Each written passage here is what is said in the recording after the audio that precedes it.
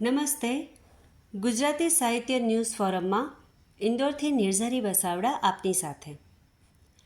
પર્યાવરણનો સરતાજ બન્યું ઇન્દોર શહેર.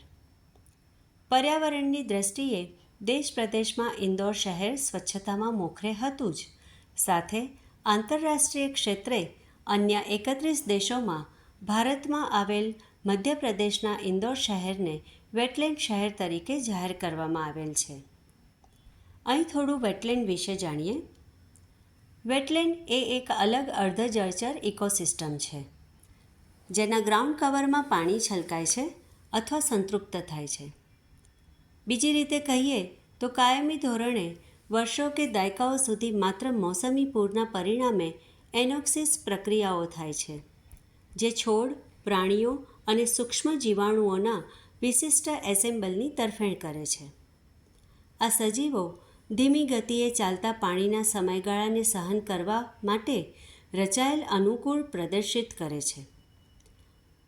વેટલેન્ડને સામાન્ય રીતે જમીન અને છોડના જીવન અનુસાર બોગ્સ, માર્શેસ, સ્વેમ્પ્સ અને અન્ય સમાન વાતાવરણ તરીકે વર્ગીકૃત કરવામાં આવે છે.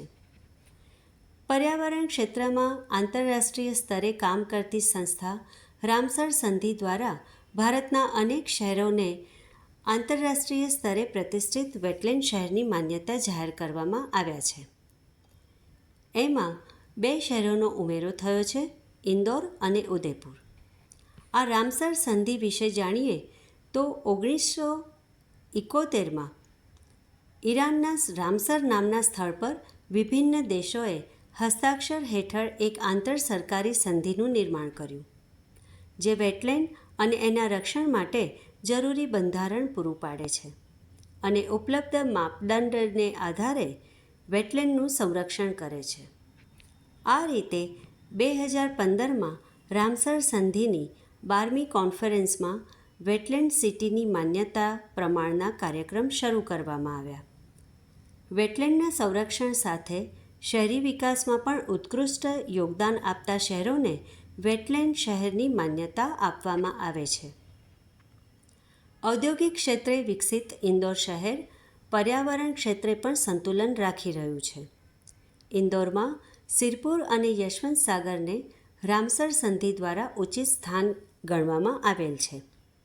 સિરપુર તળાવનું સંરક્ષણ પર્યાવરણ અને પક્ષીઓ માટે આદર્શ આવાસ સ્થિતિ વિકસિત કરવા સાથે સિરપુરને બર્ડ સેન્ચ્યુરી માટે વિકસિત કરવામાં આવી રહ્યું છે. મુખ્યમંત્રી શ્રી ભૂપેન્દ્ર યાદવ ગર્વ સાથે કહે છે કે આ ઉપલબ્ધિ ફક્ત પ્રદેશ મર્યાદિત ન રહેતા દેશ માટે પણ ગર્વ અનુભવવાની ક્ષણ છે. આ સાથે અન્ય માહિતી સાથે ફરી મળીશું. નિર્ઝરી વસાવડા, ઇન્દોર.